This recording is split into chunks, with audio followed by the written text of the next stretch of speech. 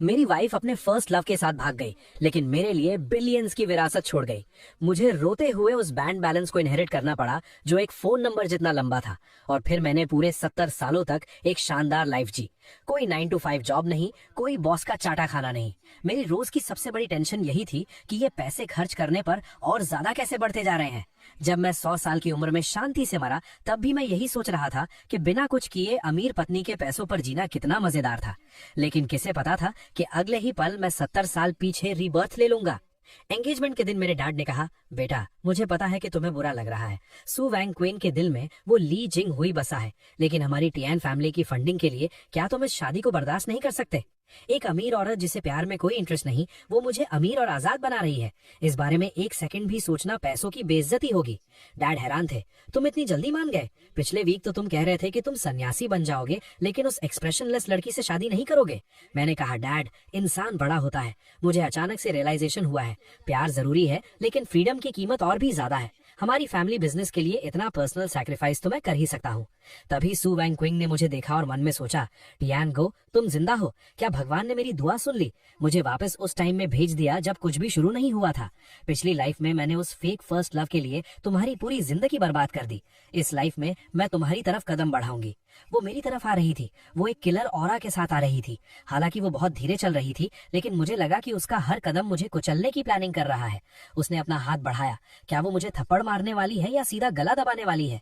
Boss सू, चेहरे पर मत मारना, मुझे इसी चेहरे के दम पर फ्री की रोटियां तोड़नी है। लेकिन उसने मुस्कुराते हुए कहा, हबी इस बार तुम भाग नहीं पाओगे। ये स्माइल मुझे ऐसी क्यों लग रही है जैसे वो मुझे कच्चा चबा जाएगी। खैर, जब तक मेरी विरासत खतरे में नहीं है, मुझे खा भी ले तो चलेगा। लेकिन उसकी पकड़ इतनी मजबूत थी। बॉस सू, आराम से बात करते हैं। हालांकि मैंने खुद को आपकी फैमिली को बेच दिया है, लेकिन मैं अपना टैलेंट बेचता हूँ, बॉडी नहीं। हाँ, अगर पैसे बढ़ा दो तो बात अलग है। बॉस सू का माइंड चेंज होने से रोकने के लिए और अपनी रिटायरमेंट पॉलिसी को जल्दी एक्टिवेट करने के लिए अगली सुबह मैं ठीक से ब्रश भी नहीं कर पाया और उसे घसीट कर सिविल अफेयर्स ब्यूरो ले आया, जहाँ से पैसों की पवित्र महक आ रही थी। बॉस सू, मेरा मतलब है वाइफ सू, मैरिज सर्टिफिकेट मिल गया। अब मैं लीगली काम पर लग गया हूँ। तो क्या अब हम दोनों अपने अपने घर जाएं और उस एक्सीडेंट के होने का इंतजार करें? उसने कहा, टियान गो, पहले मैंने तुम्हारे साथ गलत किया, अब मैं तुम्हारी अच्छी वाइफ बनकर इसकी भरपाई करूंगी। हम तुम्हारे उस बड़े वाले फ्लैट में रहेंगे। मैं आज रात ही वहाँ शिफ्ट हो रही हूँ। क्या एक साथ रहेंगे? मैंने सोचा था सर्टिफिकेट मिलने के बाद मैं अपनी लग्जरी लाइफ को आराम से एंजॉय करूंगा, लेकिन बॉस सू मुझे दिखाना चाहती थी कि एक परफेक्ट वाइफ कैसी होती है। मैडम, ये कौन सी कुकिंग है? तुम तो घर में न्यूक्लियर टेस्ट कर रही हो। उसने कहा, हबी मैं तुम्हारे लिए कोला चिकन विंग्स बनाना चाहती थी, लेकिन इस पैन का अपना ही अलग प्लान था। वो अचानक से फट गया। पैन का प्लान था कि वो मरना चाहता है। ली जिंग हुई अभी तक वापस नहीं आया है। क्या तुम मुझे फिजिकल मेथड से मारकर अपनी विरासत बचाने का प्लान बना रही हो? बस करो बॉस सू, परेशान मत हो। हम गरीबों के बच्चे जल्दी बड़े हो जाते हैं। मैं कुछ भी खाकर काम चला लूंगा। उसने मन में सोचा, पिछली लाइफ में मैंने कभी इसके हाथ का बना खाना नहीं खाया था, तो घर का स्वाद ऐसा होता है। मैंने सोचा, इस टमेटो एंड एग डिश में मैं शुगर डालना भूल गया था, फिर भी वो इसे ऐसे खा रही है जैसे ये कोई मिशेलिन 3 स्टार डिश हो। खत्म। टियानगो, होश में आओ, उसके इस इनोसेंट लुक में मत फंसना। तभी उसने कहा, टियानगो, आज ली जिंग हुई ने मुझे कॉल किया था। आ गया, मेन ड्रामा आ गया। फर्स्ट लव फाइनली ऑनलाइन आ गया है। जल्दी बताओ कि तुम उसके पास जा रही हो और मेरे मुंह पर एक चेक फेंक कर मारो और मुझे दफा हो जाने के लिए कहो। लेकिन उसने कहा, मैंने उसे दफा कर दिया और उसका फोन नंबर भी ब्लॉक कर दिया है। नानी, बॉस सू, तुम स्क्रिप्ट के हिसाब से क्यों नहीं चल रही हो? वो तुम्हारा फर्स्ट लव है, कोई डस्टबिन नहीं। रात को उसने कहा, हबी आज रात बिजली कड़क रही है, मुझे अंधेरे से डर लगता है। क्या मैं तुम्हारे कमरे में सो सकती हूँ? मैंने कहा, मेरे पास मत आना। उसने कहा, बाहर सच में बिजली कड़क रही है, क्या मैं अंदर आ सकती हूँ? मैंने सोचा, बिजली? बॉस सू, तुम अंधी हो क्या? आज रात चांद एक बड़ी सी रोटी की तरह गोल और चमक रहा है। तुम क्लियरली मेरी बॉडी पर नजर गड़ाए हुए हो। अगर मैंने तुम्हें अंदर आने दिया तो मेरा आराम से जिंदगी जीने का मास्टर प्लान कैसे पूरा होगा? क्लिक की आवाज आई, वो अंदर आ गई। ये मूवमेंट इतनी स्मूथ कैसे है? क्या इसे ही अमीर औरतों का जबरदस्ती करना कहते हैं? उसने कहा, इस दरवाजे के अंदर आने के बाद तुम मेरे हो। उसने दरवाजा लॉक कर दिया। खत्म, सब खत्म। ये तो कमरे में बंद करके कुत्ते को पीटने वाली बात हो गई। नहीं, कमरे में बंद करके टियानगो को पीटने वाली बात नहीं। अगर मैंने फिजिकल स्ट्रेंथ का इस्तेमाल किया तो मैं पक्का हार जाऊंगा। मुझे अपना दिमाग लगाना होगा। मैं ऐसे कपड़े पहनूंगा जिससे उसका सारा इंटरेस्ट ही खत्म हो जाए। बॉस सू, चलो टीम रूल्स बनाते हैं। ये डंडा हमारी बॉर्डर लाइन है। मेरी ये मोटी सी जैकेट देख रही हो? इसे फिजिकल इंसुलेटर कहते हैं। मैं नहीं मान सकता कि तुम एक मोटे से भालू को देखकर भी एक्साइटेड हो सकती हो। उसने कहा, ठीक है हबी। बहुत बढ़िया, अगर मैं बिना सोए डटा रहा तो ये रात शांति से गुजर जाएगी। टियानगो, हिम्मत मत हारना, तुम वो इंसान हो जो बिलियंस के लिए लड़ रहा है। रात के 2 बज चुके थे, वो सो गई होगी ना, लेकिन मुझे अपने पीछे से एक किलर ऑरा क्यों महसूस हो रहा है। वो आ गई। ये तो ड्रैगन स्विंग मूव है, गले लगना। बचाओ, क्या ये गले लगना है? ये तो सीधा नेक लॉक है। नंगे पैर और मेरी मोटी जैकेट के आर पार भी मैं उसकी सॉफ्टनेस फील कर सकता हूँ। रूप ही शून्यता है, शून्यता ही रूप है। वो बिलियंस की विरासत है। मैं सिर्फ थोड़ी सी ब्यूटी के लिए पिघल नहीं सकता, लेकिन उसकी महक कितनी अच्छी है। क्या यही पैसों की खुशबू होती है? अगली सुबह उसने कहा, गुड मॉर्निंग हबी, रात को नींद अच्छी आई? मैंने कहा, बहुत अच्छी। ऐसा लगा जैसे रात भर में कपड़ों के साथ क्रॉस कंट्री रेस दौड़ रहा था। क्या ये औरत कोई सक्यूबस है? वो सोकर उठी तो एकदम ग्लोइंग लग रही थी, और मैं सोकर उठा तो मेरी हड्डियां टूटने वाली थी। नहीं, ऐसा ही चलता रहा तो मैं पक्का पिघल जाऊंगा। मुझे प्लान बी स्टार्ट करना होगा, उससे मुझसे नफरत करवानी होगी। मैं एक ऐसा इंसान बनूंगा जो अंधाधुंध पैसे उड़ाता है, मुफ्त की रोटियां तोड़ता है और बड़ी बड़ी बातें करता है। कोई भी औरत ऐसे बेकार इंसान को बर्दाश्त नहीं कर सकती। वाइफ, चूंकि अब तुम मुझे पाल रही हो तो क्या मुझे थोड़ी पॉकेट मनी नहीं मिलनी चाहिए? मुझे ज्यादा नहीं चाहिए, मैं पहले ही 10 मिलियन मांगूंगा जिससे वो डर जाए। उसे पता चलना चाहिए कि मुझे पालना एक ब्लैक होल को भरने जैसा है। उसने कहा, मैंने तुम्हारे लिए पहले ही प्रिपेयर कर लिया था। इस क्रेडिट कार्ड की लिमिट इन्फिनिट है और पासवर्ड तुम्हारा बर्थडे है। क्या बकवास है, इन्फिनिट लिमिट? स्क्रिप्ट ऐसी नहीं थी। तुम्हें मुझे मुफ्तखोर कहना चाहिए था और फिर मेरे मुंह पर पैसे फेंककर मुझे बेइज्जत करना चाहिए था। क्या इतना काफी है? अगर नहीं तो मैं फाइनेंस डिपार्टमेंट से कहकर सीधे तुम्हारे अकाउंट में कुछ बिलियंस ट्रांसफर करवा देती हूँ। क्या एक अमीर औरत द्वारा पाले जाने की फीलिंग ऐसी ही होती है? मैं चाहता हूँ कि तुम मुझसे नफरत करो और तुम मुझे पैसों से दबाना चाहती हो। ठीक है, अगर तुम्हारी देने की हिम्मत है तो मेरी भी खर्च करने की हिम्मत है। मैं जाकर इस गली का आधा कचरा खरीद लूंगा। मैं तुम्हें दिखाऊंगा कि मेरा टेस्ट कितना घटिया है और मैं कितना बड़ा मनी वेस्टर हूँ। ये जगह बेवकूफों को लूटने के लिए फेमस है। बहुत बढ़िया, यहाँ हर जगह फेक आइटम्स भरे पड़े हैं। ये ब्लैक कार्ड को बर्बाद करने और अपनी बेवकूफी दिखाने की परफेक्ट जगह है। दुकानदार ने कहा, बॉस, आपकी नजर बहुत तेज है, ये एकदम ताजा खुदाई से निकला है। मैंने कहा, बकवास बंद करो, बस ये टूटा हुआ मटका और वो टूटी हुई टाइल्स का ढेर दे दो, मुझे सब चाहिए। ये चीज किसी मुर्गी के दड़बे से निकले हुए खाने के बर्तन जैसी लग रही है। इसे खरीदकर करोड़ों की मैंशन में रखूंगा। सू वॉन्गचिंग इसे देखेगी तो पक्का मेरे घटिया टेस्ट से नफरत करेगी। 5 मिलियन का कार्ड स्वाइप करो, चेंज रखने की जरूरत नहीं है। दुकानदार चौंक गया। 5 मिलियन? अरे बाप रे, बॉस थोड़ा वेट कीजिए, मैं इसे पैक कर देता हूँ। सोने को पैक नहीं किया जाता, मैंने 5 मिलियन में एक टूटा हुआ बर्तन खरीदा है। सू वॉन्गचिंग, अब मैं देखता हूँ तुम मेरी कैसे तारीफ करती हो। तुम्हें पक्का लगेगा कि मेरा दिमाग खराब हो गया है और तुम अपना ब्लैक कार्ड वापस ले लोगी। वाइफ, देखो, ये आज का मेरा शिकार है, 5 मिलियन में खरीदा है, कैसा लगा? क्या इसमें एक हिस्टोरिकल फीलिंग नहीं है? जल्दी मुझे डांटो, मुझे पैसे बर्बाद करने वाला कहो, मुझे बिना टेस्ट का इंसान कहो, और फिर इस टूटे हुए मटके को बाहर फेंक दो। उसने कहा, इस मिट्टी का रंग, इसकी खुशबू। बॉस, क्या मैं इसे थोड़ा साफ करके देखूं? मैंने सोचा, एक्टिंग और एक्टिंग करो, ये तो सुअरों के खाने का बर्तन है ना, क्या साफ करने से ये फूल बन जाएगा? ओह माय गॉड, ये तो सॉन्ग डायनेस्टी के रू किल्न का मास्टरपीस है। Gold thread, iron wire, purple rim, iron foot, ये तो नेशनल ट्रेजर लेवल का एंटीक है। मैंने कहा, क्या बकवास है, रू किल्न, क्या ये सुअर का बर्तन था? एक्सपर्ट ने कहा, दामाद जी, इसका पिछला पीस सॉथेबीज ऑक्शन में 80 मिलियन में बिका था। हालांकि इसमें थोड़ा डैमेज है, लेकिन फिर भी इसकी कीमत कम से कम 50 मिलियन है, और असल में तो ये प्राइसलेस है।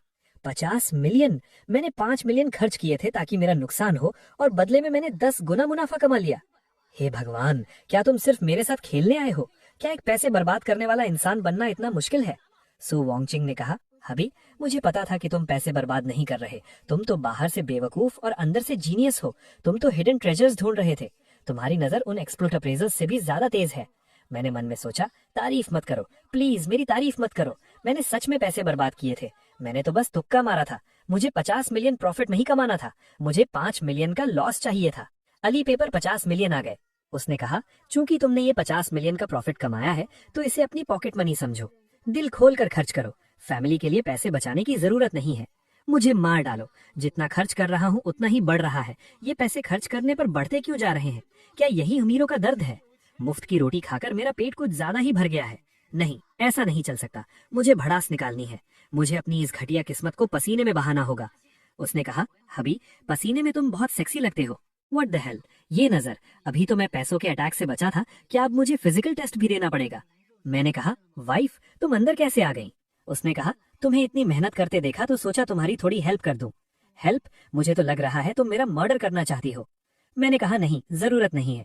मुझे अपनी चेस्ट मसल स्ट्रेन करनी है, मुझे वेट्स उठाने हैं। मर्दों को खुद पर थोड़ा स्ट्रिक्ट होना चाहिए। उसने कहा तो मैं तुम्हें स्पॉट करती हूँ, ध्यान रखना कहीं दांतों पर ना लग जाए।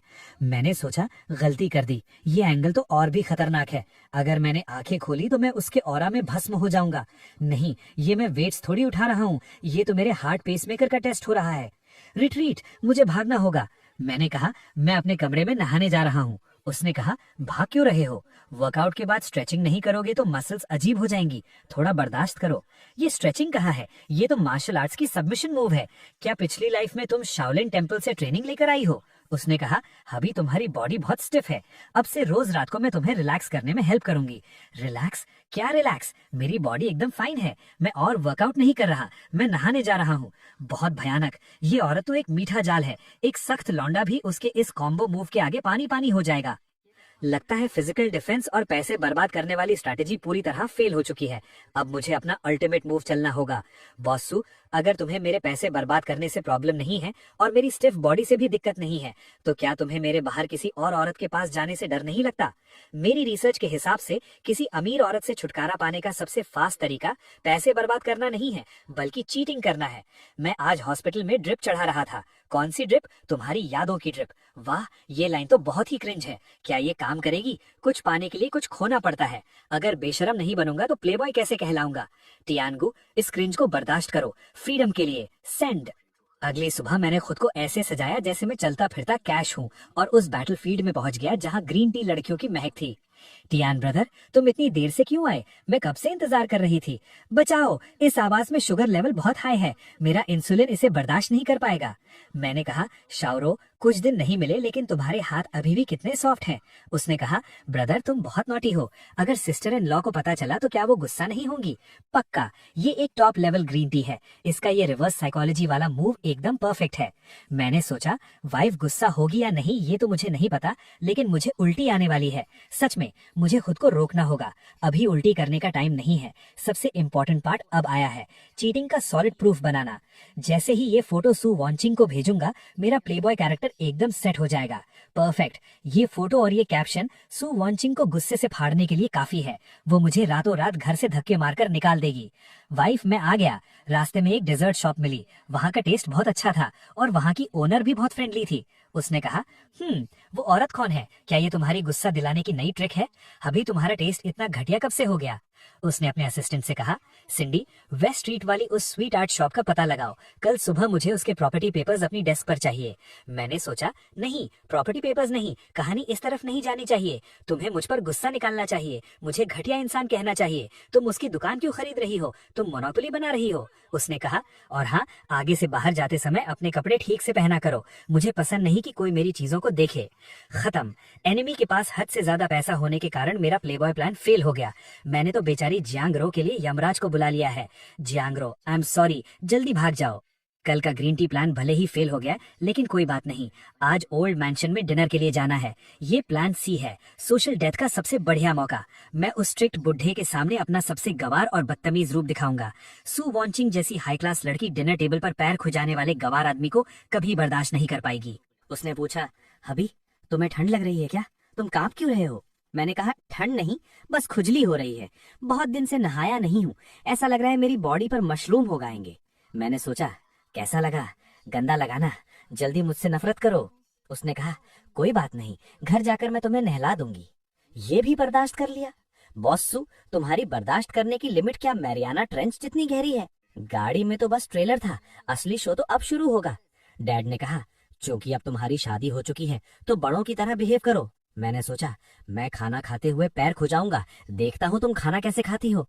डैड चिल्लाए अपने पैर नीचे रखो। मैंने कहा वाकई बहुत स्वादिष्ट है।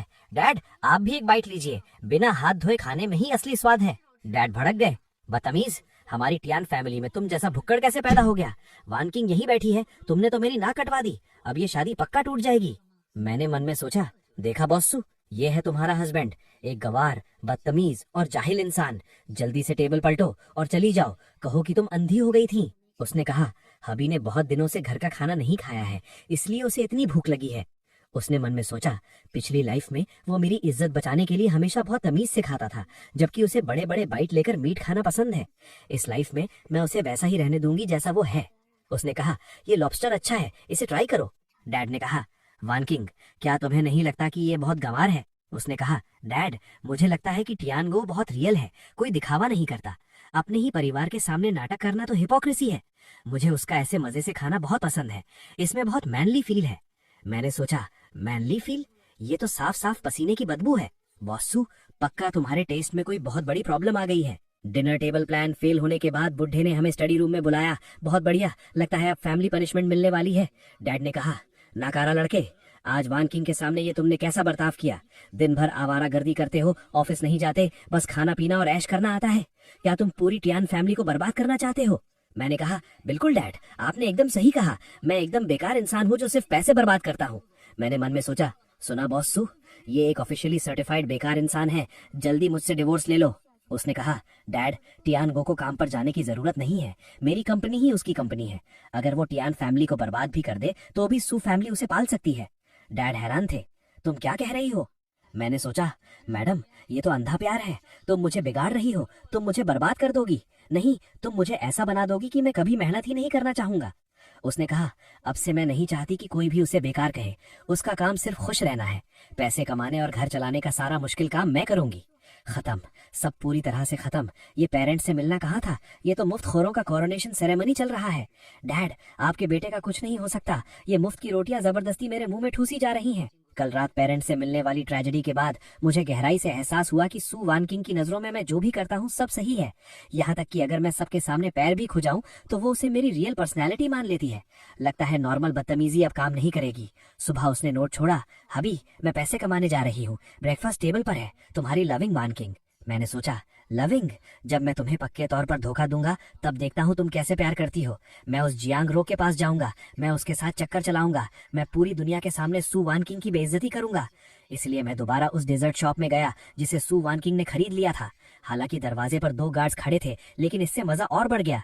इसे कहते हैं दिए तले अंधेरा, समझे? सबसे खतरनाक जगह ही सबसे सेफ जगह होती है। जियांग रो रोते हुए कह रही थी, वो राक्षसी औरत बहुत खतरनाक है। उसने सिर्फ मेरी दुकान ही नहीं खरीदी, बल्कि मुझसे एक अग्रीमेंट भी साइन करवा लिया है। मैं नौकरी भी नहीं छोड़ सकती। उसने मुझे यहाँ 10,000 प्लेट्स धोने की सजा दी है। मैंने कहा, श्योर हो? अभी भी काम कर रही हो? तुम्हारा भाई तुमसे मिलने आया है। उसने कहा, बॉस टियान, आप यहाँ कैसे? सिस्टर इन लॉ तो नहीं आई ना? मैंने कहा, डरो मत, मैं तुम्हें बचाने आया हूँ। बस मेरी गर्लफ्रेंड बनने का नाटक करो और मेरे प्लान में साथ दो। ये बैग तुम्हारा हो जाएगा और आगे और भी बहुत कुछ मिलेगा। उसने मन में सोचा, ये एक ट्रैप है, ये पक्का ट्रैप है। बॉस सू पक्का कहीं बैठकर सीसीटीवी देख रही होंगी। अगर मैंने ये बैग लिया तो कल मुझे सीमेंट के पिलर में डालकर समंदर में फेंक दिया जाएगा। मैंने कहा, क्या कहती हो? उस शेरनी के साथ रहने में क्या रखा है? मेरे साथ ऐश करो। उसने मन में सोचा, अपनी जान बचाने के लिए मुझे आपको धोखा देना ही पड़ेगा। उसने जोर से कहा, बॉस टियान, मुझे माफ कर दीजिए, मेरी सच में हिम्मत नहीं है। हालांकि जियांग रो थोड़ा डर रही थी, लेकिन पैसों के लालच में आकर आखिरकार उसने वो बैग ले ही लिया। जैसे ही उसने बैग लिया, मेरा उसके साथ अफेयर का नाटक सच हो गया। कार्ड स्वाइप करते वक्त मैसेज पक्का सू वान किंग के फोन पर गया होगा। अब बस सू वान किंग के चाकू लेकर घर आने का इंतजार है। अभी मैं आ गई, आ गई, वो सबूत लेकर आ गई है। वो पक्का मुझसे पूछेगी कि मैंने उस चुड़ैल को बैग क्यों दिया। जल्दी वो बैग मेरे मुंह पर मारो। उसने कहा, तुम कितने प्यारे हो, तुमने सरप्राइज देना भी सीख लिया। मैंने कहा, सरप्राइज? कैसा सरप्राइज? उसने कहा, दोपहर में जियांग रो मुझसे मिलने कंपनी आई थी, उसने मुझे ये बैग दिया। उसने कहा कि तुम खुद उस दुकान पर गए थे और इसे मेरे लिए एक सरप्राइज के तौर पर चुना था, लेकिन तुम थोड़े शाय हो और मुझे डायरेक्ट देने में शर्मा रहे थे, इसलिए तुमने उसे मुझे देने को कहा। मैंने मन में सोचा, जियांग रो, मैंने तुम्हारे लिए 2 लाख का बैग खरीदा और तुमने मुझे ही बेचकर क्रेडिट ले लिया। क्या तुम सू वान किंग की कोई अंडरकवर एजेंट हो? उसने कहा, हबी, मुझे पता है कि पुरानी बातों की वजह से तुम अभी भी अपनी फीलिंग्स एक्सप्रेस करने में शर्माते हो। कोई बात नहीं, मैं तुम्हारी फीलिंग्स समझती हूँ। मुझे ये कलर बहुत पसंद है। मैंने कहा, पसंद है तो अच्छी बात है। मैं मरना चाहता हूँ। पैसे खर्च हो गए, मेरा कैरेक्टर भी खराब नहीं हुआ और उल्टा हमारा रिलेशनशिप और मजबूत हो गया। इस मुफ्त की लोटी में पक्का जहर है। ली जिंग हुई, वो फेमस फर्स्ट लव, वो आदमी जिसने पिछली लाइफ में सू वान किंग को इतनी तकलीफ दी थी, वो आखिरकार देश वापस आ गया। मेरा सेवियर आखिरकार आ गया। उसने कहा, टियानगो, मुझे पता है कि तुम डिवोर्स नहीं लेना चाहते, लेकिन तुम्हें समझना होगा कि वान किंग और मैं एक दूसरे से सच्चा प्यार करते हैं। अगर तुम समझदार हो तो खुद पीछे हट जाओ, मैं तुम्हें कुछ पैसे दे सकता हूँ। मैंने कहा, ब्रदर जिंगहुई, आखिरकार तुमने ये बात कह ही दी। पैसों की कोई बात नहीं है। सच बताऊं तो मैं उस राक्षसी, मेरा मतलब है बॉस सू के जुल्मों से तंग आ चुका हूँ। तुम जल्दी उसे यहाँ से ले जाओ। वो हैरान था और मन में सोचा, इस आदमी को क्या हो गया है? क्या इसे गुस्से में मुझ पर चाय फेंकनी चाहिए थी? ये तो ऐसा लग रहा है जैसे अपनी वाइफ को पैक करके मुझे गिफ्ट कर रहा हो। मैंने कहा, मुझे पता है तुम अभी वापस आए हो, शायद तुम्हारे पास पैसों की कमी होगी। ये कार्ड रख लो, इसमें करोड़ों की लिमिट है, जितना चाहो उतना इस्तेमाल करो। जाओ वॉन किंग के लिए बैग्स, डायमंड रिंग्स, यॉट खरीदो, जितनी रोमांटिक चीजें कर सकते हो करो। अगर तुम उसे पढ़ा लेते हो तो समझो ये कार्ड मेरी तरफ से तुम्हारी शादी का तोहफा है। बेस्ट ऑफ लक मेरे भाई, तुम ये लड़ाई हार नहीं सकते। मेरी आगे की आजाद जिंदगी तुम्हारे ही हाथों में है। ली जिंगहुई को मना लिया, अब बस सू वॉन किंग को बेवकूफ बनाना था। मैंने शहर के सबसे लग्जरी कपल्स मूवी थिएटर को पूरी तरह से बुक कर लिया और उनके सालों बाद मिलने का एक पूरा सीन सेट कर दिया। आज रात उनके पुराने प्यार की आग फिर से जलेगी। सू वांग क्वेंग ने आकर पूछा, हबी तुमने मुझे कौन सा सरप्राइज देने के लिए कहा था? ली जिंगहुई सामने आया। वांग क्वेंग, बहुत दिनों बाद मिल रहे हैं। उसने कहा, तुम यहाँ कैसे? तियानगो कहाँ है? उसने जवाब दिया, तियानगो? वो बेकार इंसान तो पैसे लेकर भाग गया। वांग क्वेंग, मुझे पता था कि तुम मुझे अभी तक नहीं भूली हो। चलो आज रात एक नई शुरुआत करते हैं। मैंने छुपकर देखते हुए सोचा, हाँ बिल्कुल ऐसे ही। ली जिंगहुई, आगे बढ़ो, उसे गले लगाओ, उसे किस करो। पूरी सिचुएशन परफेक्टली सेट हो चुकी है। अगर अभी कुछ नहीं हुआ तो मेरे बुकिंग के पैसे बर्बाद हो जाएंगे। सू वांग क्वेंग ने कहा, अपने गंदे हाथों से मुझे मत छूना, दफा हो जाओ यहाँ से। ली जिंगहुई भड़क गया, सू वांग क्वेंग नाटक क्यों कर रही हो? उस डरपोक तियानगो ने तुम्हें मुझे बेच दिया है। देखो ये वो कार्ड है जो उसने मुझे दिया है। सू वांग क्वेंग ने मन में सोचा, ये तो वो कार्ड है जो मैंने तियानगो को दिया था। तियानगो ने मुझे इस आदमी के हरासमेंट से बचाने के लिए अपनी पॉकेट मनी तक इसे दे दी। तो मेरा हबी मुझे बचाने के लिए ये सब कर रहा था। भले ही मुझे गलतफहमी हो जाए, लेकिन वो मुझे इस घटिया इंसान से दूर रखना चाहता था। मैंने दूर से सोचा, बहुत बढ़िया, उसके मुंह पर पैसे मारो, उससे बताओ कि तुम्हारे पास बहुत पैसा है, प्लान सक्सेस हो रहा है।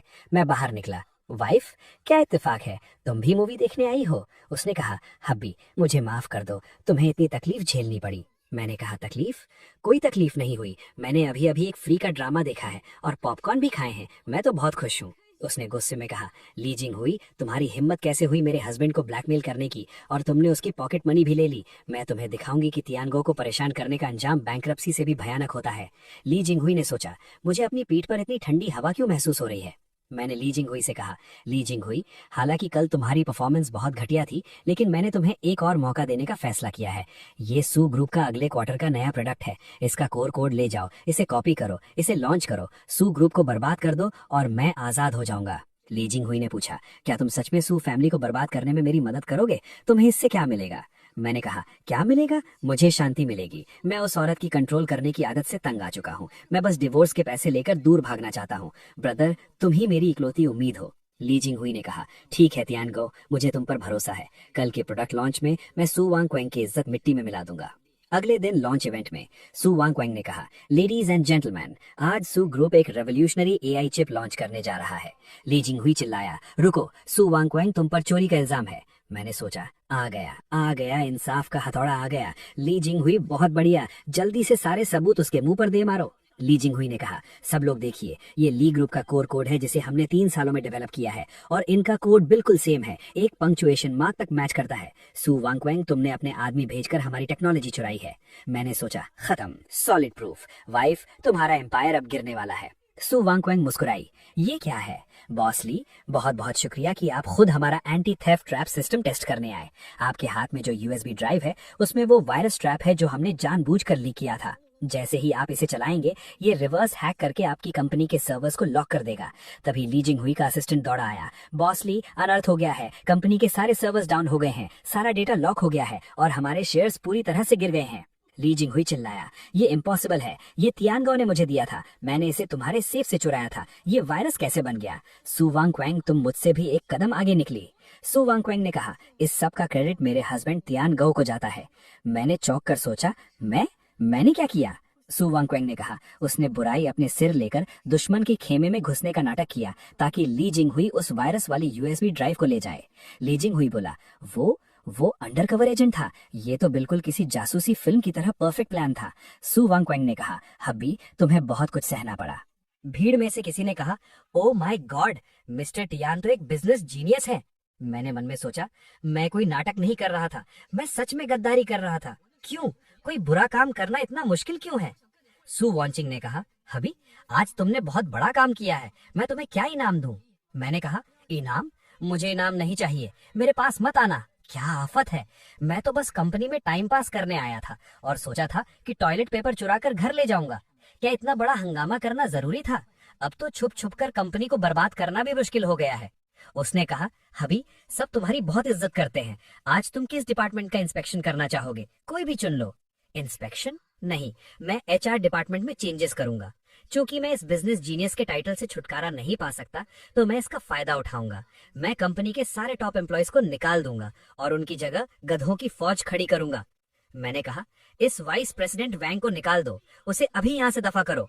वाइस प्रेसिडेंट वैंग ने कहा, बॉस टियान, किस खुशी में? मैं कंपनी का टॉप सेल्समैन हूँ। मैं कंपनी को हर साल 200 मिलियन का प्रॉफिट ला कर देता हूँ। उसने मन में सोचा, क्या उसे मेरे कंपनी के पैसे चुराने के बारे में पता चल गया? मैंने कहा, सिर्फ इसलिए क्योंकि तुम बालों में बहुत ज्यादा हेयर जेल लगाते हो, जिससे कंपनी की हवा खराब होती है। मैंने मन में सोचा, ये रीजन काफी बेतुका है ना। टॉप सेल्समैन को निकाल दिया, कंपनी की सेल्स पक्का धड़ाम से गिरेगी। सु वांचिंग, जल्दी मुझे रोको। लेकिन सु वांचिंग ने कहा, बॉस टियान की बात सुनो। गार्ड्स, वाइस प्रेसिडेंट वैंग को बाहर फेंक दो। वाइस प्रेसिडेंट वैंग चिल्लाया, तुम पछताओगी, टियान गो पागल है। मैंने सोचा, निकाल दिया? बॉस सु, वो टॉप सेल्समैन था। क्या तुम मुझे इतना प्यार करती हो कि तुमने रीजन भी नहीं पूछा? मैंने देखा कि एक आदमी मीटिंग में सो रहा है। मैंने सोचा, अरे, यहाँ मीटिंग में कोई सो भी रहा है। बहुत बढ़िया। इसका चेहरा मुरझाया हुआ है, आंखों में कोई जान नहीं है। देखने से ही पता चल रहा है कि ये एक नंबर का कामचोर है। तुम ही सही हो, मैं तुम्हें टेक्निकल डायरेक्टर बनाऊंगा। मैंने कहा, ए सोने वाले, तुम्हारा नाम क्या है? उसने कहा, मेरा नाम अजहाय है। मैंने कहा, बहुत बढ़िया, आज से तुम नए टेक्निकल डायरेक्टर हो। तुम्हारी सैलरी डबल। तुम्हारा काम है सबको अपने साथ सुलाना। सु वांचिंग ने मन में सोचा, अभी ऐसा कर रहा है तो इसके पीछे पक्का कोई गहरा मतलब होगा। क्या ये अजहाय कोई छुपा हुआ जीनियस है? तभी असिस्टेंट दौड़ता हुआ आया। बॉस सु, बॉस टियान, कमाल हो गया, चमत्कार हो गया। मैंने खुशी से पूछा, क्या हुआ? कंपनी का सिस्टम क्रैश हो गया क्या? शेयर्स गिर गए? उसने कहा, वाइस प्रेसिडेंट वैंग को निकालने के बाद इन्वेस्टिगेशन ब्यूरो ने तुरंत इंक्वायरी की। पता चला कि वो लंबे समय से कंपनी के पैसे चुरा रहा था और क्लाइंट्स का डेटा ली जिंगहुई को बेच रहा था।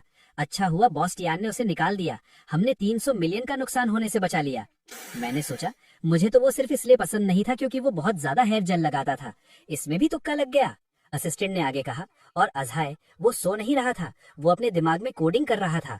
चार्ज लेते ही पहले दिन उसने वो कोर एल्गोरिदम सॉल्व कर दिया जो पिछले 5 सालों से अटका हुआ था।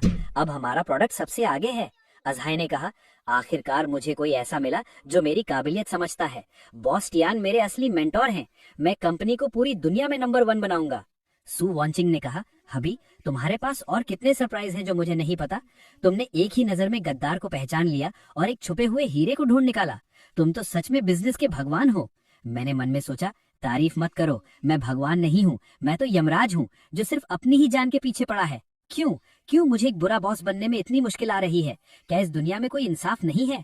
चूंकि नॉर्मल तरीके से कंपनी बर्बाद नहीं हो रही है, तो अब मैं ऑफिस में सबको वीआर मोशन गेम्स खिलाऊंगा। मैं चाहता हूँ कि सारे एम्प्लॉयज देखें कि उनका बॉस एक बेवकूफ है जो हवा में हाथ पैर मारता रहता है। खेलते खेलते सु वांचिंग थक गई। मुझसे और नहीं होगा, मेरे हाथों में दर्द हो रहा है, कमर टूटने वाली है। हबी, क्या हम थोड़ी देर आराम कर सकते हैं? मैं सच में हिल भी नहीं पा रही। एम्प्लॉयज ने फुसफुसाते हुए कहा, oh my God, boss Tian तो बहुत स्ट्रिक्ट हैं। क्या इसी को फेमस डेविल फिजिकल ट्रेनिंग कहते हैं? बॉस सू जैसी नाजुक लड़की को भी इतनी बुरी तरह ट्रेन किया जा रहा है। कितना इंस्पायरिंग है। एक एम्प्लॉय ने पूछा, बॉस सू, बॉस टियान, क्या एम्बुलेंस बुलानी है? मैंने हाफते हुए कहा, नहीं, बस थोड़ी एनर्जी खत्म हो गई है। वीआर गेम सच में इंसानों के लिए नहीं है। ये तो कंस्ट्रक्शन साइट पर ईंटें उठाने से भी ज्यादा थकाने वाला है। असिस्टेंट ने कहा, एनर्जी खत्म हो गई? काम के लिए अपनी बॉडी की सारी एनर्जी लगा दी। बॉस टियान, आप ही सू ग्रुप की असली ताकत है। साथियों, बॉस टियान की डेविल ट्रेनिंग से इंस्पायर होकर मैंने पूरी कंपनी में काम के साथ साथ फिजिकल ट्रेनिंग का एक नया मॉडल लागू करने का फैसला किया है। हेल्थ ही हमारी असली दौलत है। हमें बॉस टियान की तरह बनना होगा। चाहे हम थक कर गिर ही क्यों ना जाएं, हमें आगे बढ़ते रहना होगा। स्प्रिंट, आगे बढ़ो, स्प्रिंट। मैंने मन में सोचा, क्या तुम लोग पागल हो?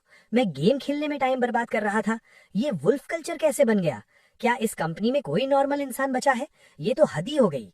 पिछले हफ्ते मैंने गेम खेलने की पहल की थी और सू वैंचिंग ने उसे वुल्फ कल्चर समझ लिया। कंपनी के शेयर्स आसमान छूने लगे। इस अजीबोगरीब सक्सेस को सेलिब्रेट करने के लिए सू ग्रुप ने आज रात ये ग्रैंड एनुअल पार्टी रखी है। सेलिब्रेशन पार्टी नहीं, ये मेरी आजादी की पार्टी है। चूंकि मैं काम के जरिए कंपनी को बर्बाद नहीं कर सकता, तो अब मैं अपनी रेपुटेशन खराब करूंगा। अगर मैं आज रात सबके सामने कोई तमाशा खड़ा कर दूं, तो सू ग्रुप के शेयर्स रोलर कोस्टर की तरह नीचे गिर जाएंगे।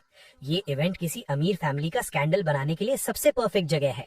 जैसे ही मैं शराब पीकर कोई रोमांटिक स्कैंडल खड़ा करूंगा, मेरी इज्जत हमेशा के लिए मिट्टी में मिल जाएगी। हा, वो जियांग रऊ आ गई, जिसका चैप्टर अभी क्लोज नहीं हुआ था। लगता है वो बदला लेने आई है। बहुत बढ़िया, मेरी टीममेट आ गई। आओ मेरी प्लान में साथ दो। जियांग रऊ ने नाटक शुरू किया। बॉस टियान, ऐसा मत कीजिए, मेरा बॉयफ्रेंड है, आप ऐसा कैसे कर सकते हैं? लोग फुसफुसाने लगे। Oh my God, boss Tian annual party में बदतमीजी कर रहे हैं। मैंने पहले ही सुना था कि वो एक प्ले बॉय है, लेकिन ये नहीं पता था कि वो इतने गिले हुए हैं। मैंने सोचा, हो गया, रेपुटेशन बर्बाद। जियांग रऊ, बहुत बढ़िया, तुम्हारी एक्टिंग को पूरे 100 नंबर। सू वांगचिंग, अब तो तुम पक्का डिवोर्स ले लोगी। जियांग रऊ ने कहा, बॉस टियान नशे में है, मुझे मत छुओ। मैंने सोचा, डरो मत, मुझे परवाह नहीं है। सू वांगचिंग अपनी इज्जत की बहुत परवाह करती है। वो इस स्कैंडल को दबाने के लिए पक्का मुझे बहुत सारे पैसे देगी। मैंने जोर से कहा, हाँ, ये मैंने किया है, मैं एक जानवर हूँ, मैं एक घटिया इंसान हूँ। सब लोग जल्दी फोटो खींचो, वीबो पर पोस्ट करो और सू वांगचिंग को टैग करो। तभी सू वांगचिंग आ गई। शानदार, बहुत ही शानदार परफॉर्मेंस। मिस जियांग, क्या आप भूल गई कि सू ग्रुप एक टेक्नोलॉजी कंपनी है? मेरे ही इलाके में आकर झूठा नाटक कर रही हो? क्या तुमने हमारे 4K 120 FPS high speed cameras को इतना हल्के में ले लिया है? लोग चौंक गए। व्हाट? ये तो झूठा फंसा रही थी। इस लड़की का दिमाग कितना शातिर है। शुक्र है सीसीटीवी था, ये सच नहीं था। मैंने मन में सोचा, सू वांगचिंग, तुमने पार्टी हॉल में इतने हाई क्वालिटी कैमरास क्यों लगा रखे हैं?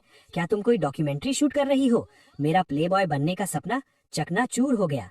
सू वांगचिंग ने आगे कहा, और हाँ मिस जियांग, पिछले हफ्ते मेरे हस्बैंड ने तुम्हारे लिए जो 2 लाख का बैग खरीदा था, तुमने उसे तुरंत सेकंड हैंड लग्जरी शॉप में 1,80,000 में कैश ले लिया।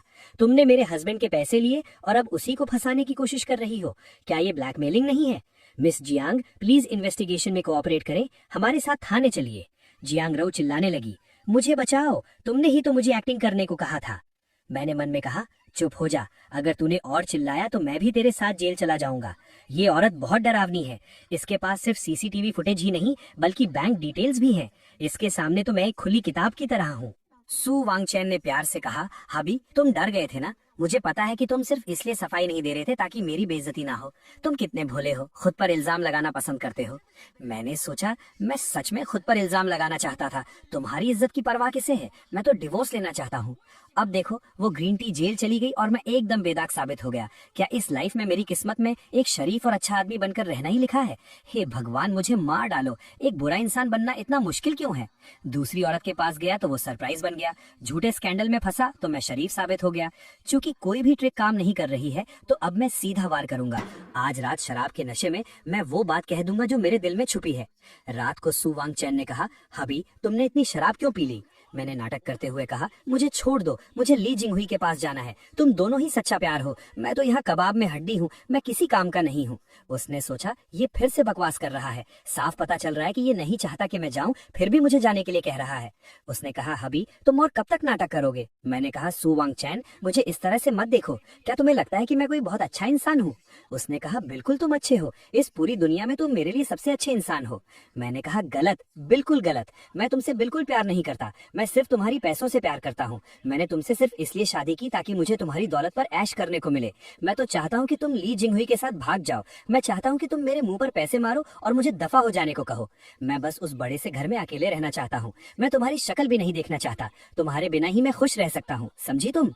उसने रोते हुए मन में सोचा, झूठे, तुम कहते हो कि मेरे बिना तुम खुश रहोगे, लेकिन पिछली लाइफ में जब मैंने तुम्हें अपने फर्स्ट लव के लिए छोड़ दिया था, तो तुमने मेरी याद में कभी शादी नहीं की और अकेले ही जिंदगी गुजार दी। 70 साल के उस अकेलेपन को तुम खुशी कहते हो?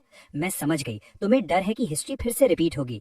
तुम्हें फिर से मेरे छोड़ जाने का डर है, इसलिए तुम जानबूझकर लालची और मतलबी होने का नाटक कर रहे हो। तुम इस तरह मुझे खुद से दूर करना चाहते हो ताकि तुम्हें फिर से चोट ना पहुंचे। टिएनगु, तुम्हारा प्यार कितना सच्चा और निस्वार्थ है। मैंने कहा, तुम रो क्यों रही हो? मैंने कहा ना कि मैं एक घटिया इंसान हूँ, तुम्हें मुझे गालियां देनी चाहिए। उसने कहा, नाटक मत करो, मुझे पता है कि तुम्हारे दिल में कितना दर्द है। इस बार मैं कहीं नहीं जाऊंगी, मैं हमेशा तुम्हारे साथ रहूंगी।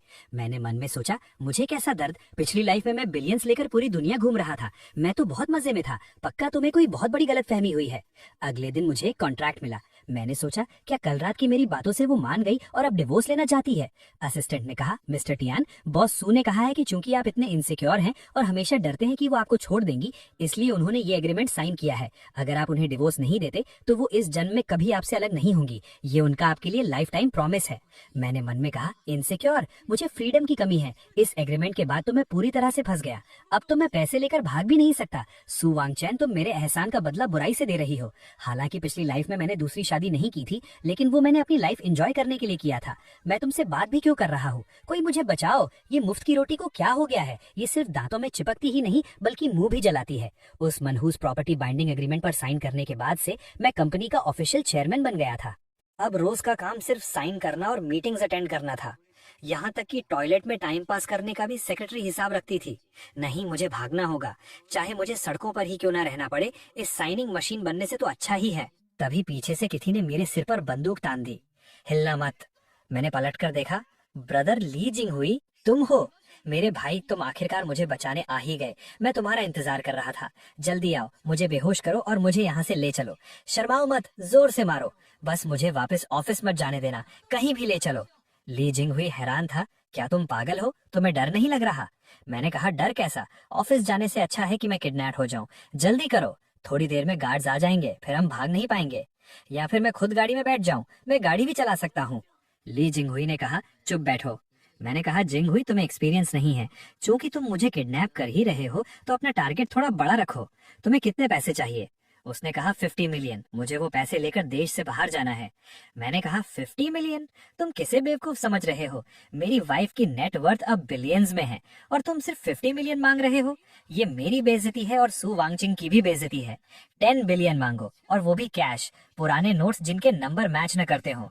और 10 बिलियन को हेलीकॉप्टर से ड्रॉप करने को कहो। मैंने मन में सोचा, जैसे ही वो पैसे देगी सू ग्रुप का कैश फ्लो टूट जाएगा, कंपनी बैंकरप्ट हो जाएगी और मुझे चेयरमैन नहीं रहना पड़ेगा। ली जिंग हुई डर गया। नहीं, बिल्कुल नहीं, वो औरत एक राक्षसी है। अगर मैंने उससे 10 बिलियन मांगे तो वो मेरे टुकड़े टुकड़े करके कुत्तों को खिला देगी। मैं 50 मिलियन ही मांगूंगा। मैंने कहा, थोड़ी तो हिम्मत दिखाओ। मैंने खुद को बांध लिया है और तुम कह रहे हो कि तुम्हारी हिम्मत नहीं है। जल्दी कॉल करो। उसे ये मत सोचने देना कि मैं ऑफिस में ओवर टाइम कर रहा हूँ। वो मेरे लिए सबसे बड़ा टॉर्चर होगा। लगता है मुझे ही तुम्हारा फोन अनलॉक करना पड़ेगा। मैंने फोन मिलाया। जल्दी बात करो। याद रखना, आवाज भारी होनी चाहिए और एटीट्यूड पूरा होना चाहिए। मेरी बेइज्जती मत करवाना। ली जिंग हुई ने डरते हुए कहा, हेलो सू वांगचिंग, तुम्हारा हस्बैंड मेरे कब्जे में है। सू वांगचिंग भड़क गई। ली जिंग हुई, तुम्हारी हिम्मत कैसे हुई? तुम अभी तक सुधरे नहीं? मैंने जोर से चिल्लाया, वाइफ मुझे बचाओ, ये 10 बिलियन मांग रहा है। एक पैसा भी कम हुआ तो ये मुझे मार देगा। जल्दी पैसे दे दो, बिल्कुल मत सोचना। सू वांगचिंग ने कहा, ठीक है, 10 बिलियन मैं दूंगी। ली जिंग हुई खुशी से पागल हो गया। सच में दे रही है? मैं अमीर हो गया। मैंने सोचा, क्या तुम पागल हो गई हो? वो 10 बिलियन है। मुझ जैसे बेकार इंसान को बचाने के लिए तुम कंपनी बर्बाद कर दोगी? सू वांगचिंग, तुम्हारा दिमाग कहाँ गया? मैंने इतनी गंदी एक्टिंग की है, फिर भी तुम पैसे दे रही हो। उधर सू वांगचिंग ने अपने असिस्टेंट से कहा, हेलीकॉप्टर्स तैयार करो और हाँ, वो चीज बाहर निकालो। असिस्टेंट ने कहा, बॉस सू, वो इलीगल है। सू वांगचिंग ने गुस्से से कहा, जिसने मेरे आदमी को छूने की हिम्मत की है, मैं उसे बताऊंगी कि नर्क कैसा होता है। मैंने मन में सोचा, खत्म। मुझे क्यों लग रहा है कि ये कंपनी को बर्बाद नहीं करेगा, बल्कि मैंने किसी सील किए हुए शैतान को आजाद कर दिया है। मैंने कहा, ली जिंग हुई, मुझे लगता है हमें यहाँ से भाग जाना चाहिए। मुझे ये पैसे थोड़े खतरे वाले लग रहे हैं। तभी आवाज आई, व्हाट द हेल, अभी तो सिर्फ 15 मिनट हुए हैं। ये तो AW139 ट्विन इंजन हेलीकॉप्टर की आवाज है।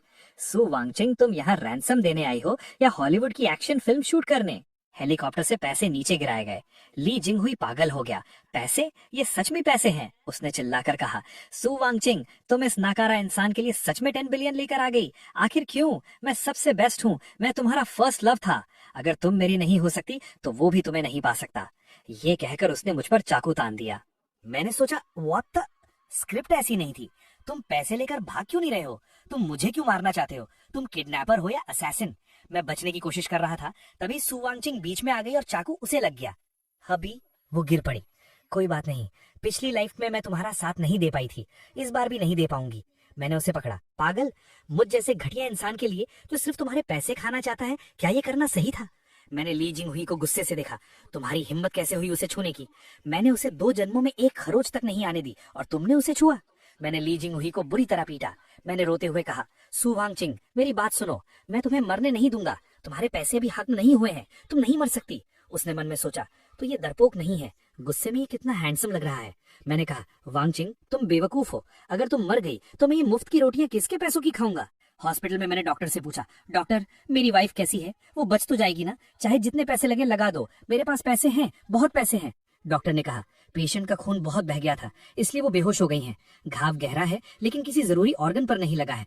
थोड़े आराम के बाद वो जल्दी ही होश में आ जाएंगी। मैंने राहत की सांस ली। हाँ, मैं तो डर ही गया था। शुक्र है वो मरी नहीं। मेरा लाइफ टाइम एटीएम, मेरा मतलब है मेरी वाइफ बच गई। उसके सामान में मुझे एक डायरी मिली। Rebirth plan? ये औरत डायरी में लिखती है। जरा देखो इसके दिमाग में क्या चल रहा है। उसमें लिखा था, पिछली लाइफ में मेरे मरने के बाद मेरी आत्मा वहीं रही। मैंने देखा कि तियानगु अकेले उस बड़े से घर में बैठा रहा। पूरे एक दिन और एक रात तक न उसने कुछ खाया न कुछ पिया। मैंने पढ़कर सोचा, न खाया न पिया? अरे मैं तो गेम खेलने में इतना बिजी था कि खाना भूल गया था। वो फाइनल लेवल क्लियर करने की खुशी थी, जहाँ इंसान भूख प्यास सब भूल जाता है। तुमने उससे दुख के मारे खाना छोड़ना कैसे समझ लिया? डायरी में आगे लिखा था, उसके बाद के 70 सालों तक उसने कभी शादी नहीं की। वो हमेशा अकेले उन जगहों पर जाता था जहाँ हम पहले जाते थे, और नजारों को देखकर रोता था, अपनी पत्नी की याद में रोता था। मैंने सोचा, रोता था? वो समंदर की हवा इतनी तेज थी कि आंखों में रेत चली जाती थी। और जहां तक शादी न करने की बात है, वो इसलिए क्योंकि अकेले पैसे उड़ाने में जो मजा था वो किसी और चीज में नहीं था। मैं पागल हूँ जो अपने ऊपर हुक्म चलाने के लिए किसी और को लेकर आऊंगा। सु वांगचिंग, क्या तुम्हारी आंखों पर 800 मीटर मोटा फिल्टर लगा हुआ है? आगे लिखा था, मरते दम तक उसने अपने हाथों में मेरी फोटो कसकर पकड़ी हुई थी। उस पल मुझे समझ आया कि उसने पूरी जिंदगी मुझसे प्यार किया और पूरी जिंदगी मेरे लिए अकेले गुजार दी। मैंने सोचा, फोटो? वो मेरी बैंक पासबुक थी बेवकूफ। क्योंकि वो पैसे तुमने दिए थे, इसलिए मैंने तुम्हारी एक स्टिकर फोटो उस पर चिपका दी थी। मुझे पैसों से प्यार था, तुमसे नहीं। आगे लिखा था, इस लाइफ में मैं उसे दोबारा तकलीफ सहने नहीं दूंगी। अब वो जो लालची और बेकार होने का नाटक कर रहा है, वो सिर्फ इसलिए क्योंकि वो इनसिक्योर है। मैं उसे पैसे दूंगी, उसे प्यार दूंगी, और चाहे मुझे अपनी जान ही क्यों न देनी पड़े, मैं उसकी हिफाजत करूंगी। मैंने डायरी बंद की और सोचा, बेवकूफ, दुनिया की सबसे बड़ी बेवकूफ। पिछली लाइफ में मैंने इतनी शानदार जिंदगी जी और तुमने अपने दिमाग में एक पूरी ट्रेजेडी फिल्म बना ली, और अब इस लाइफ में अपनी जान देकर उसकी भरपाई करना चाहती हो। ठीक है, क्योंकि तुम ये मुफ्त की रोटियां जबरदस्ती मेरे मुंह में ठूस रही हो और इसके लिए अपनी जान तक दांव पर लगा दी, तो इस लाइफ में मैं सच में तुम्हारा वो प्यारा और अच्छा हस्बैंड बनकर दिखाऊंगा। तभी वो होश में आई। हबी, क्या तुम रो रहे हो? मैंने आंसू पोंछते हुए कहा। कौन रो रहा है? मैं तो हॉस्पिटल के बिल के बारे में सोचकर परेशान हूँ। तुम्हें पता है एक बार हेलीकॉप्टर उड़ाने का कितना खर्च आता है? तुम्हें पता है वीआईपी वार्ड का एक दिन का बिल कितना होता है? उसने मुस्कुराते हुए कहा, कोई बात नहीं, मेरे पास पैसे हैं। आगे से मेरे सारे पैसे तुम्हारे हैं, तुम्हारे आंसू पोंछने के लिए बहुत हैं। मैंने कहा, मुझे पैसे नहीं चाहिए। सु वेंक्वांग, मुझे पैसे नहीं चाहिए। आगे से क्या तुम इतनी बेवकूफी करना बंद करोगी? उसने मन में सोचा, देखो ये फिर से उल्टा बोल रहा है। मुझे शांति से आराम करने देने के लिए ये कह रहा है कि इसे पैसे नहीं चाहिए। हब्बी, तुम सच में मुझसे बहुत प्यार करते हो। उसने कहा, डॉक्टर ने कहा है मुझे 1 महीने आराम करना होगा। इस 1 महीने के लिए कंपनी पूरी तरह से तुम्हारे हाथों में है। मैंने बोर्ड ऑफ डायरेक्टर्स को पहले ही बता दिया है। उसने कहा, तुम्हें देखना मतलब मुझे देखना? मैंने कहा, नहीं वाइफ, मुझे तो सिर्फ खाना पीना और ऐश करना आता है। अगर मैं कंपनी गया तो कंपनी पक्का डूब जाएगी। डूब जाएगी? रुको, ये तो एक बहुत अच्छा मौका है। अगर इस 1 महीने में मैं पागलों की तरह पैसे उड़ाऊं और कंपनी का पूरा सिस्टम खराब कर दूं, तो क्या वो मुझसे पावर वापस लेकर मुझे घर पर आराम करने के लिए नहीं भेज देगी? मैंने कहा, ठीक है, मैं जाऊंगा, तुम टेंशन मत लो, मैं कंपनी का पूरा ख्याल रखूंगा।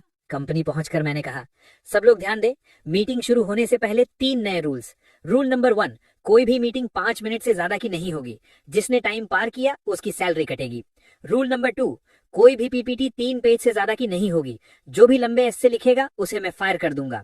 रूल नंबर 3, शाम 6 बजे के बाद अगर किसी ने कंपनी में ओवरटाइम करने की हिम्मत की तो इसका मतलब ये है कि वो मुझे, तियानगो को इज्जत नहीं देता। उसे सीधा कंपनी से बाहर निकाल दिया जाएगा। एम्प्लॉइज आपस में बात करने लगे, ये कौन सा नया तरीका है? ओवरटाइम नहीं करने दे रहे? क्या बॉस तियान हमारी लॉयल्टी टेस्ट कर रहे हैं? बहुत चालाक। बॉस तियान असल में फालतू के काम और बेकार के प्रेशर को खत्म कर रहे हैं, एफिशिएंसी बढ़ा रहे हैं और स्ट्रेस कम कर रहे हैं। ये मैनेजमेंट का सबसे एडवांस्ड आइडिया है। हम ओवरटाइम बिल्कुल नहीं करेंगे। बॉस तियान महान है। मैंने मन में सोचा, महान? मैं तो तुम्हें घर जाकर गेम खेलने को कह रहा हूँ। तुम कॉर्पोरेट मजदूरों को क्या पिसने की आदत हो गई है? मैं तुम्हें छुट्टी दे रहा हूँ और तुम मुझे थैंक यू बोल रहे हो? असिस्टेंट ने आकर कहा, चेयरमैन, ये डिपार्टमेंट्स का अगले हाफ ईयर का बजट है। आर&डी डिपार्टमेंट ने एक्स्ट्रा 500 मिलियन मांगे हैं और मार्केटिंग डिपार्टमेंट ने टीम बिल्डिंग के लिए 300 मिलियन मांगे हैं। क्या ये बहुत ज्यादा नहीं है? मैंने कहा, सब अप्रूव कर दो। R&D को 500 नहीं 1 बिलियन दो। उन्हें जो बनाना है बनाने दो। मार्केटिंग वाले टीम बिल्डिंग के लिए कहाँ जा रहे हैं? मालदीव्स। अप्रूव कर दो और सबके लिए फर्स्ट क्लास टिकट्स बुक करो। असिस्टेंट ने घबरा कर कहा, बॉस तियान, इससे हमारा कैश फ्लो टूट जाएगा। मैंने कहा, टूटने दो तो बिल्डिंग गिरवी रख देना। बकवास बंद करो और जल्दी जाकर पैसे बांटो। मैंने मुस्कुराते हुए सोचा, इस स्पीड से 1 महीने के अंदर सू ग्रुप बैंकरप्ट हो जाएगा। फिर मैं शान से हॉस्पिटल वापस जाऊंगा और कहूंगा कि मुझे फिर से पाल लो। 1 महीने बाद मैं रोने का नाटक करते हुए हॉस्पिटल पहुंचा। वाइफ, आई एम सॉरी, मैंने कंपनी बर्बाद कर दी, सारे पैसे खर्च कर दिए, सब लोग मालदीव्स में टीम बिल्डिंग कर रहे हैं, किसी का काम में मन नहीं है। तभी टीवी पर न्यूज आने लगी, सू ग्रुप के शेयर्स इस हफ्ते फिर से नए रिकॉर्ड पर पहुंच गए हैं। नए चेयरमैन तियानगो के हैप्पी वर्क कल्चर की बदौलत एम्प्लॉयज की एफिशिएंसी 300% बढ़ गई है। R&D में भारी इन्वेस्टमेंट करने के उनके फैसले से दुनिया भर के टॉप साइंटिस्ट कंपनी से जुड़ रहे हैं। सू ग्रुप आने वाले 10 सालों में AI मार्केट पर राज करने वाला है। मैंने टीवी देखकर अपना सिर पीट लिया। एफिशिएंसी 300% बढ़ गई? क्या तुम लोग मालदीव्स नहीं गए थे? साइंटिस्ट्स आ गए? मैं तो सिर्फ पैसे बर्बाद करना चाहता था। ये इन्वेस्टमेंट कैसे बन गया? क्या इस दुनिया में कोई इंसाफ बचा है? सू वॉन्चिंग ने प्यार से कहा, हबी, मुझे पता था कि तुम एक जीनियस हो। तुमने कंपनी को इतने अच्छे से संभाला है। अब मैं आखिरकार टेंशन फ्री हो सकती हूँ। मैंने घबरा कर पूछा, टेंशन फ्री किस बात से? उसने शर्माते हुए कहा, बेशक, एक बच्चा पैदा करने के लिए। हमें अपनी पिछली लाइफ के अधूरेपन को इस लाइफ में पूरा करना है। बच्चा? वो तो पैसे निगलने वाला राक्षस होता है, एक शोर मचाने वाला शैतान। मैं कंपनी तो संभाल नहीं पा रहा, बच्चा कैसे संभालूंगा? नहीं चाहिए, मुझे वैसेक्टमी करवानी है अभी के अभी। लेकिन पूरे 3 दिन, लगातार 3 दिनों तक, दिन के तीनों टाइम खाने में सिर्फ ऑयस्टर्स और रात को शेड्यूल के हिसाब से ओवर टाइम। सू वॉन्चिंग, मैं इंसान हूँ, कोई मशीन नहीं। खेतों में काम करने वाले गधे से भी कोई इतनी मेहनत नहीं करवाता। भागो, मुझे भागना ही होगा। अगर मैं इस बिस्तर से बच सका तो चाहे मुझे किसी पुल के नीचे सोना पड़े, वो भी मेरे लिए जन्नत होगा। अलविदा ऐशो आराम की जिंदगी, अलविदा इन एनर्जी बूस्टर दवाइयों। मैं अपनी आजादी ढूंढने जा रहा हूँ, यही असली जिंदगी है। बाहर सड़क पर मैंने सोचा, मिशलिन स्टार का खाना तो नाजुक लोगों के लिए होता है, असली मर्द तो स्ट्रीट फूड खाते हैं। मैंने एक स्ट्रीट फूड वाले से खाना खाया, लेकिन रुको, मेरा पेट ये प्रोटेस्ट कर रहा है। ये खाना था या कोई बायोलॉजिकल वेपन? नहीं, मेरा डाइजेशन फेल हो रहा है। क्या हालत हो गई है, मेरा पेट तो जैसे कट रहा है। रात को एक सस्ते होटल में सोया। आह, क्या ये बेडशीट सैंड पेपर से बनी है? ये इतनी चुभ क्यों रही है? मैं नॉन सिल्क कपड़ों से एलर्जिक हो गया हूँ? क्या मैं प्रिंसेस एंड द पी वाली नाजुक राजकुमारी हूँ? ये सख्त बिस्तर मेरी रीढ़ की हड्डी तोड़ रहा है। मुझे मेरा वो मखमल वाला बड़ा बिस्तर याद आ रहा है। अगले दिन मैं एक पार्क की बेंच पर लेट गया। आजकल पार्क्स में फैसिलिटीज कितनी अच्छी हो गई हैं। ये बेंच बिल्कुल अर्गोनॉमिक डिजाइन वाली है। बहुत प्यास लगी है, काश थोड़ी EVN वाटर मिल जाती। तभी एक बिल्ली EVN वाटर की बोतल लुढ़काते हुए मेरे पास ले आई। मैंने सोचा, ये बिल्ली तो बड़ी समझदार है, इसे पता है कि मैं सिर्फ इसी ब्रांड का पानी पीता हूँ। दूर छुपे हुए बॉडीगार्ड्स ने वॉकी टॉकी पर कहा, टारगेट को भूख लगी है, कुकिंग टीम 5 मिनट बाद उस शकरकंद बेचने वाले को वहां भेजो। याद रहे, शकरकंद के अंदर ऑस्ट्रेलियन M9 वाग्यू बीफ और ब्लैक ट्रफल भरना है, लेकिन बाहर से छिलका थोड़ा जला देना ताकि लगे कि वो कुछ ही रुपयों का है। उसे पता नहीं चलना चाहिए। एक आदमी ठेला लेकर आया, गर्मा गर्म शकरकंद। मैंने कहा, चाचा एक देना। मैंने एक बाइट खाया और सोचा, इस शकरकंद में बीफ वेलिंगटन का टेस्ट कैसे आ रहा है। मैंने चारों तरफ देखा और कहा, बाहर आ जाओ, अब नाटक मत करो। ओ झाड़ू लगाने वाली आंटी, तुम्हारी उंगली में जो कबूतर के अंडे जितनी बड़ी हीरे की अंगूठी है, वो मेरी आंखों को अंधा कर रही है, और वो EVN वाटर वाली बिल्ली भी। तभी सू वॉन्चिंग आ गई। हबी, क्या आवारागर्दी का गेम खेलने में मजा आया? मैं रो पड़ा। वाइफ, मैं गलत था, मुझे आजाद भेड़िया नहीं बनना। मुझे तो बस तुम्हारा पालतू कुत्ता बनकर रहना है। जल्दी मुझे घर ले चलो, मुझे अपने मखमल वाले बिस्तर पर सोना है। बच्चा पैदा करना है तो वो भी मंजूर है। उसने मेरे सिर पर हाथ फेरा। गुड बॉय, घर चलो, मैं तुम्हारी पूरी बॉडी की मसाज करूंगी। उसने मुस्कुराते हुए कहा, मुझे पता था कि इस दुनिया में तुम्हें मुझसे कोई नहीं छीन सकता, तुम खुद भी नहीं। कुछ सालों बाद, बेटे, उन बोरिंग चीजों को देखना बंद करो, चलो डैड के साथ रेड डेड रिडेम्पशन खेलते हैं। अगर हमने गेम खत्म कर लिया तो डैड तुम्हें अल्ट्रामैन खरीद कर देंगे। मेरे 5 साल के बेटे श्याओ बाओ ने चश्मा ठीक करते हुए कहा, डैड, आप बहुत चाइल्डिश हो। नैस्डैक इंडेक्स अभी 0.5 पॉइंट्स गिरा है। मैं सोच रहा हूँ कि क्या मुझे इस मौके का फायदा उठाकर इन्वेस्ट करना चाहिए। और मुझे अल्ट्रामैन पसंद नहीं है, मुझे बेंजामिन ग्राहम की द इंटेलिजेंट इन्वेस्टर बुक चाहिए। मैंने अपना सिर पकड़ लिया। हे भगवान, मुझ जैसी आराम परस्त मछली ने ऐसे इन्वेस्टमेंट जीनियस को कैसे पैदा कर दिया। तभी सू वांचिंग रसोई से निकली। हबी, श्याओबाओ, जल्दी आओ और ट्राई करो, मैंने एक नया लव सुफले बनाना सीखा है। हालांकि इसका रंग थोड़ा डार्क हो गया है, लेकिन इसमें मेरा प्यार कूट कूट के भरा हुआ है। शाओबाओ ने उसे ध्यान से देखा और कहा, mom, law of conservation of mass के हिसाब से ये चीज सिर्फ कार्बन हो सकती है। मैंने घबरा कर कहा, वाइफ, प्लेट नीचे रख दो, हम आराम से बात कर सकते हैं, इस बायोलॉजिकल वेपन का इस्तेमाल मत करो। सू वेंचिंग हमारे पीछे भागी। टियन शाओबाओ, भागो मत, मॉम तुम्हें अपने हाथों से खिलाएंगी। शाओबाओ चिल्लाया, ये सच में बदबूदार है। मैंने सोचा, अगर पहले का टाइम होता तो मैं इन सबसे तंग आकर कब का भाग गया होता। मन से आवाज आई, अगर तुम्हें ये सब शोर शराबा लग रहा है तो वापस लौट आओ, उन शांत बिलियंस की दुनिया में लौट आओ। वहां कोई परेशानी नहीं है, बस हमेशा के लिए एक शांति है। डैड, क्या सोच रहे हो? जल्दी आकर मुझे मॉम से बचाओ, वो मुझे वो काली चीज खिलाने वाली हैं। मेरा सपना टूटा। मैंने कहा, बस करो तुम दोनों, हमारी रसोई के पूरी तरह से तबाह होने की खुशी में आज रात पूरी फैमिली बाहर खाना खाएगी। हमारा टारगेट है शहर की वो पुरानी गली, हम स्ट्रीट फूड और स्टिंकी टोफू खाएंगे। सू वेंचिंग ने हंसते हुए कहा, तुम्हारा कुछ नहीं हो सकता। शाओबाओ ने कहा, स्ट्रीट फूड के हाइजीन स्टैंडर्ड सही नहीं होते और उसमें बहुत ज्यादा तेल और नमक होता है। मैंने कहा, चुप करो, थोड़ी बहुत गंदगी से कोई बीमार नहीं पड़ता, और अपना ये अजीब सा चश्मा उतारो, तुम सिर्फ 5 साल के हो, वॉरेन बफेट बनने का नाटक मत करो। मैंने मुस्कुराते हुए मन में सोचा, पहले मैं सिर्फ आराम करना चाहता था क्योंकि मेरे पीछे कोई नहीं था, लेकिन अब मैं सिर्फ आराम नहीं करना चाहता क्योंकि अब मैं इन दोनों को अपनी पीठ पर बिठाकर इस सफर में और दूर तक ले जाना चाहता हूँ। हे दोस्तों, इस वीडियो को देखने के लिए आपका बहुत बहुत शुक्रिया। प्लीज इस वीडियो को लाइक और शेयर जरूर करें। तो प्लीज इस वीडियो को अपना पूरा सपोर्ट दें और ऐसी ही नई नई स्टोरीज के लिए चैनल को अभी सब्सक्राइब कर लें। मिलते हैं अगले वीडियो में।